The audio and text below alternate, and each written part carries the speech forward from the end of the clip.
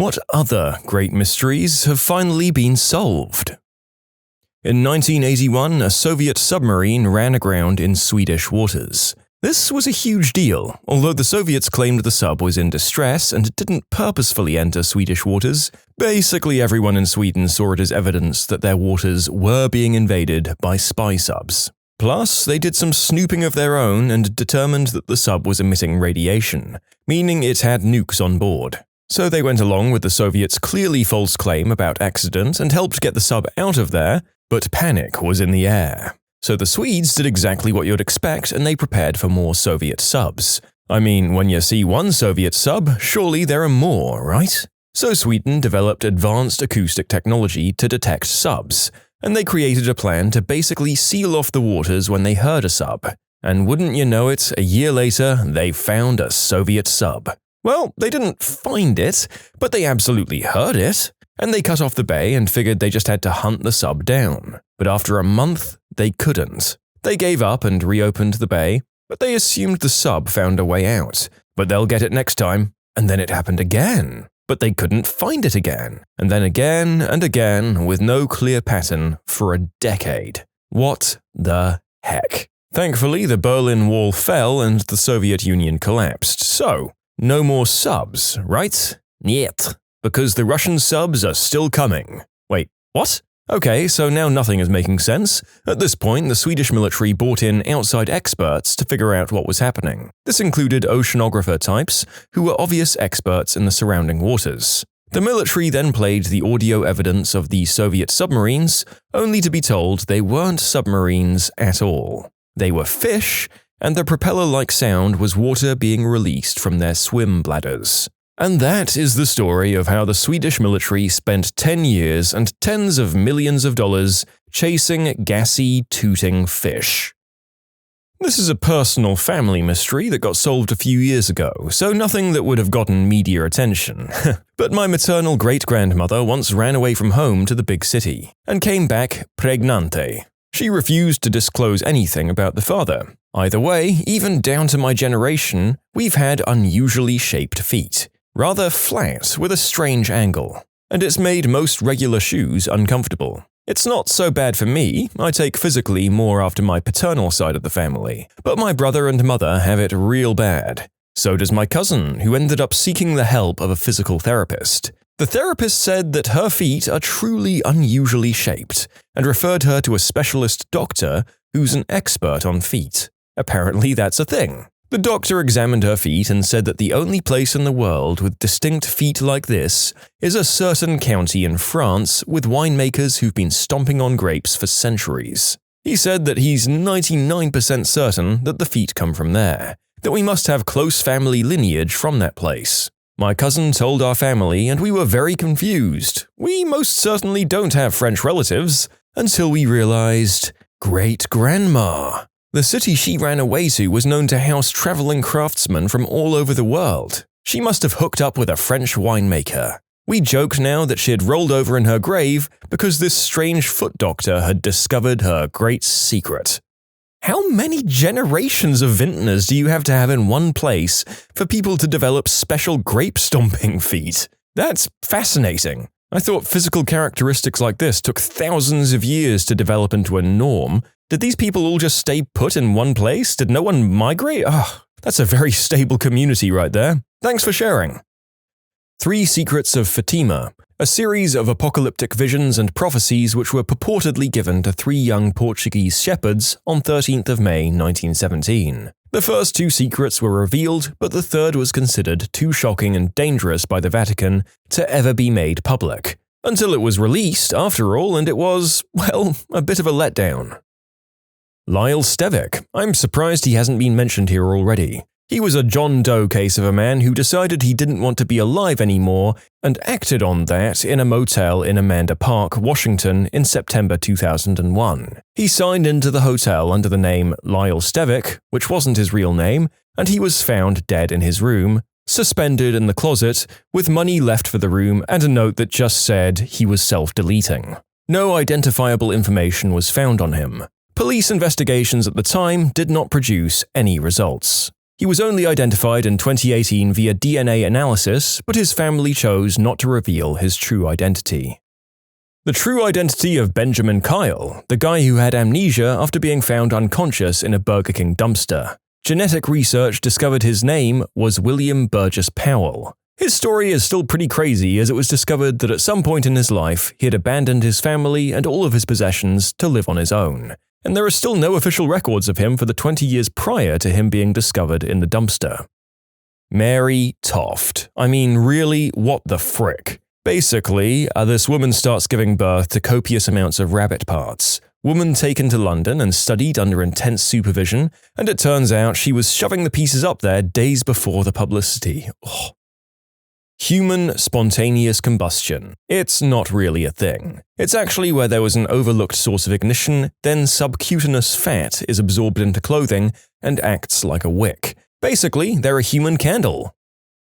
The Pioneer Gravity Anomaly. The space probe wasn't accelerating away from Earth the way we had predicted, but it didn't get noticed until the probe was way the frick out there. The next space probe got launched, gets way out there, and the same thing happens. What the frick? How does acceleration not work right? Does gravity just change really far away? Turns out the heat from the radioisotope thermoelectric generator was all coming off the same side of the space probe, and the extra particle radiation gave a thermal recoil force, resulting in an extra acceleration of, and I'm not making this number up, about an 80 billionth of a meter per second squared. Over enough distance, apparently, it all counts. Bermuda Triangle, or the Devil's Sea, a triangle-shaped section of ocean where airplanes and boats were known to disappear. Apparently, most stories were embellished, and there is so much traffic that goes through the area, it's actually a very small amount of vessels that go missing, percentage-wise. I can't help but feel like bringing up some of these is contributing to making the world seem a little less of a magical and incredible place, even though it absolutely is. As a kid, I used to dream of flying over the Bermuda Triangle and seeing what happened. Oh well. The Prophet Hen of Leeds. A hen was laying eggs with messages like "Christ is coming," and people thought the world was ending. Turned out the farmer was actually writing on the eggs herself and then reinserting them back into the chicken. The tomb of Jesus's previously unknown brother turned out to be a hoax to try and sell the tomb to a nobody for a lot of money. The French guy who claimed to be a missing boy in the 90s, he even lived with the crazy mother. Nicholas Barclay, aged around 13 at the time he went missing, was last seen playing basketball with his friends in his hometown of San Antonio, Texas, on the 13th of June, 1994. Barclay never made it home and has not been seen or heard from since. In 1997, Bourdin took Barclay's identity and was flown to the United States. Although Bourdin had brown eyes and a French accent, he convinced the family he was their blue-eyed son, saying that he had escaped from a child trafficking ring and the ring had altered his eye color. Bourdin lived with the family for almost 5 months until 6th of March 1998.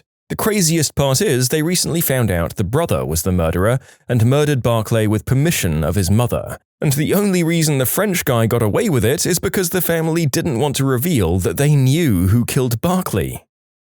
Kids like Cinnamon Toast Crunch because there's a bunch of sugar on it, not because of the cinnamon or the crunch. My parents wouldn't let me buy Fruit Loops because it was unhealthy. Instead, they got me Cinnamon Toast Crunch. Still baffles me to this day, and I'm a father now. Rex McElroy. Over a good few years, he was an absolute piece of crap. Lived in Skidmore, Missouri. Groomer, unspeakable act offender, married this 14-year-old girl who he gave Stockholm Syndrome to avoid the unspeakable act charges, piece of crap lawyer to get him out of a literal attempted murder, attacks with a deadly weapon. It was also well known that he stole cattle or something like that, but because of the crappy law system, they couldn't do anything about it without direct proof. Oh, did I forget to mention he had kids with this 14-year-old wife? One of his crappy kids tried to steal some candy from a store in the 1980s. The store owner, who was 70, caught the kid, so Rex started stalking the family who owned the store, coming to their house and just standing in front, making threats and everything. In a confrontation, he tried to blow the owner's head off, but Ernest Bauernkamp, the owner, dodged and had his neck grazed, and he was quite hurt but alive. Finally, Rex was caught for this and found guilty of attempted murder, but bailed because he was rich. People would literally leave whenever he entered a bar. He bullied a sheriff into stepping down from his job and was constantly loaded with money, buying new trucks all the time. Well, eventually people got tired of his crap. Dozens of people followed him into the bar. McElroy finished his drink, went back out. As he started the car, an unknown amount of people opened fire on this absolute crock of crap, absolutely destroying him.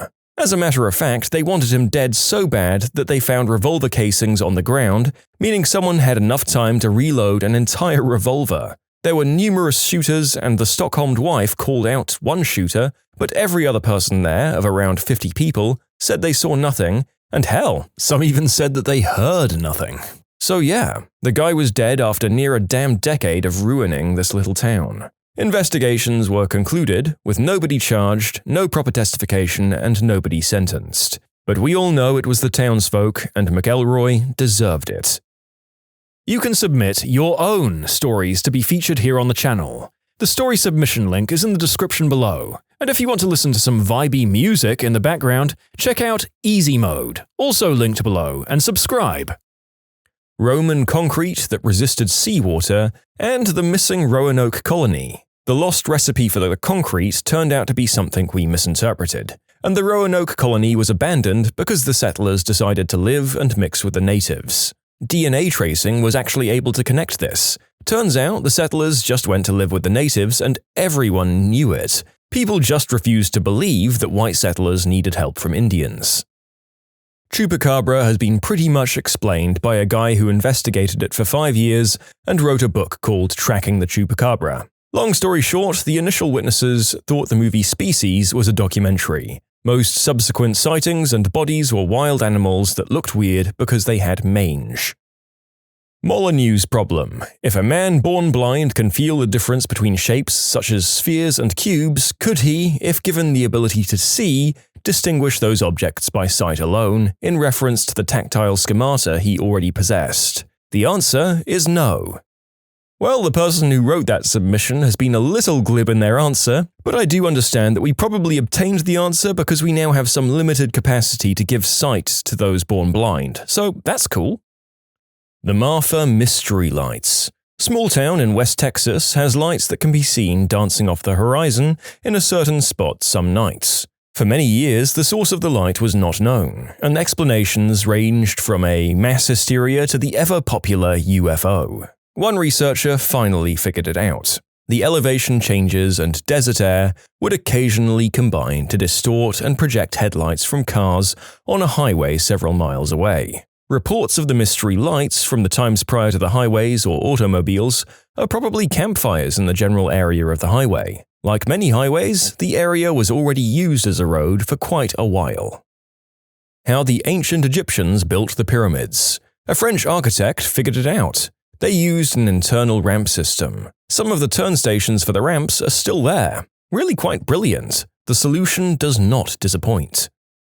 The Kensington Rock. Found by an American farmer in like the late 1800s. Maybe? Covered in Old Norse runes which were claimed to be from around the year 1360, which would prove that there were white settlers in America long before Columbus, thereby justifying a lot of the purveyors of racist alternate history in the 20th century. The rock was later proved to have been forged by a Swedish settler just for fun some 100 years prior to its discovery, and people are still making documentaries about it, claiming it to be some wild, unrevealed truth of America's colonization. The identity of the Watergate whistleblower that eventually led to Nixon resigning. His identity was secret for 31 years, until 2005 when he was identified as Mark Felt, an FBI AD who had come down with dementia when it was revealed, and not by him. The Boogeyman. Albert Fish was an American serial killer who was also called the Boogeyman, and is thought to have popularized the term. This is the man your parents warned you about at night. He was an unspeakable act offender, cannibal, and murderer. While he committed several disgusting, awful, and depraved acts, the one that got him caught was the murder of a young woman named Grace Budd. He responded to an ad for work her brother put in the paper, but when he met the family, he changed his mind from killing him to killing Grace. After he killed and ate her, he wrote a letter to Grace's mother, explaining in detail what he did to her daughter. This letter was thankfully his undoing, as it provided the key to his capture. The police were able to trace it back to its source and arrest him. This letter has been made public, and if you're interested, you can read the full thing by searching. I can't even imagine being a mother and reading it. I'm so glad they caught him and he was taken off the streets. Who knows how many more people he would have killed. I've become skeptical when police solve a serial killing. They're often under a lot of pressure to find the killer. They sometimes blame a bunch of killings on one guy. There was a guy in Texas that confessed to the murder of a girl he had been dating. She was wearing red undies, and the cops started calling it the Red Panty Killer. He confessed, and then they asked him if he had killed anyone else, and he said, lots. Word got around, and the sheriff and Texas Rangers would tell the other guys to bring the case file, strawberry milkshake, and a pack of Lucky Cigs, and the guy would talk. He confessed to a lot of killings. Someone got curious and did a map of all the killings and when they happened. Turns out it was physically impossible for him to have been in all of those places at the time of the killings. The sheriff and rangers had a simple trick. They'd give the guy the milkshake and cigs and tell the investigators from other states to give him a bit of time and then interview him. But they'd leave the case file in a room with him all alone and he'd read the case file. They'd come in and ask questions and, miraculously, he'd know all about them. Case solved. In the end, it turned out his DNA was not on the panties of this person he'd confessed to killing, but some other guy's DNA was. But the sheriff, cops, and rangers consider all the cases to be closed to this day. The Romanovs. On 20th of July 1918, Tsar Nicholas II, his wife Alexandra, and their 5 children were executed by the Bolsheviks in the basement of a house on Ekaterinburg. No one knew where they were buried, and over the years, various people came forward claiming they were Princess Anastasia or Tsarevich Nicholas, and that they'd survived the execution. In 1979, the family's remains were located, but they only found 5 bodies. Had 2 of the children managed to survive after all? No. In July 2007, the remains of the other 2 children were found by an amateur archaeologist not far from the first burial site. Fun fact, the late Duke of Edinburgh assisted in the identification through DNA, as both he and the Romanov children were descended from the same daughter of Queen Victoria. And every fan of the animated film Anastasia wept at the news. The narrator apologizes deeply and sincerely at the revelation of the fate of a more than 100-year deceased individual and will not be paying for therapy of distraught viewers. Sara Yarber was from a few doors down, who watched over us on several occasions when we were young kids. She was killed and dumped in a bush at the high school like a piece of trash, and it was absolutely devastating. It wasn't a small town, but when it happens to your neighbor, it's very much in your sphere of awareness. Everyone was scared. I remember the media circus at the home and the eventual tapering off of said circus, and the family moving away to get away from the undoubtedly bad memories and constant reminders that their kid was murdered and the killer was out there and still on the loose. It turned into a cold case. Every now and then, I looked for news of an update, even though I grew up and moved away. I did this for years, decades even, because it always bothered me as an early childhood memory. A couple of years ago, I finally saw a local news report that DNA evidence and genealogy databases led to the arrest of the murderer. For me, that was an emotional moment of getting closure, and I can't imagine the magnitude of emotions and fresh wounds felt by the parents having learned that nearly 30 years later, the investigation on the cold case paid off. AmITheA Earhart. She crashed. They found her remains. Does ghost hunting work? Nope. 12 or so seasons of it on TV and not a single ghost found. The Weeping Jesus statue in India mystery. Apparently a Jesus statue started crying and all Christians, along with some Hindus, started to drink the tears. It turned out to be sewage. It's hilarious until you read that the guy who discovered it had to flee to Finland due to hate letters.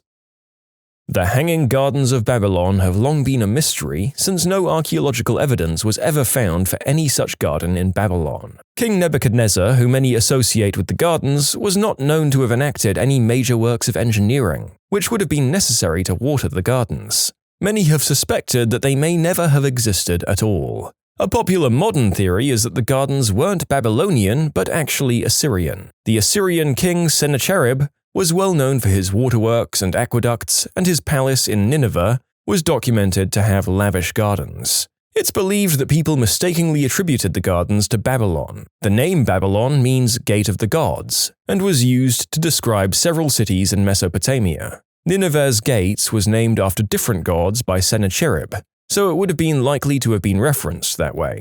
Archaeology at the site of Nineveh has been difficult in recent years because it's very close to Mosul, in Iraq. The region had been occupied by Islamic fundamentalists who intentionally damaged parts of the site. When you subscribe, make sure to hit the bell to turn on notifications. Put the playlist on in the background to finish listening to all the stories, or if you want some vibey music to put on in the background, check out Easy Mode. If you like Am I the Genius, give Am I the Jerk a shot. Everything linked in the description.